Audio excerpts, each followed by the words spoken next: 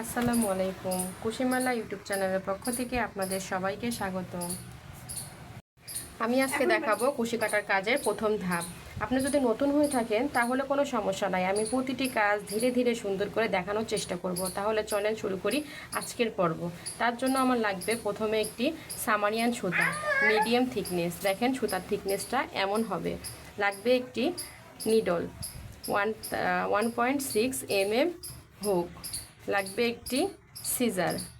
তাহলে দেখাই আপনাদের। প্রথমে আমাদের শিখতে হবে স্লিপ নট করা।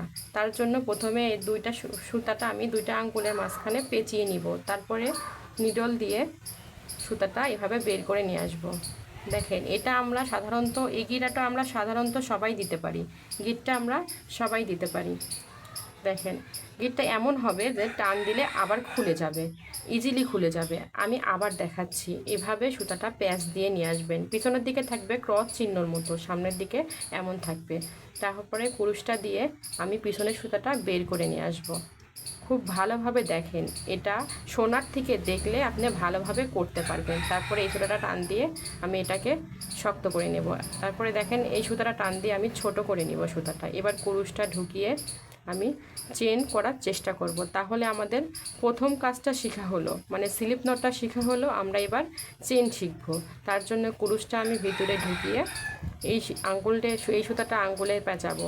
তারপরে এই সুতাটা দুই আঙ্গুল দিয়ে এটা ধরবো। এবার আমি এভাবে সুতাটা নিয়ে এসে এই ফাঁকা দিয়ে বের করব। এভাবে আমি চেন করব।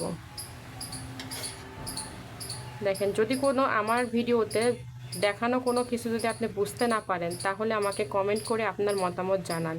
আমি ধাপে ধাপে আপনাদের প্রতিটি ভিডিও দেখাবো।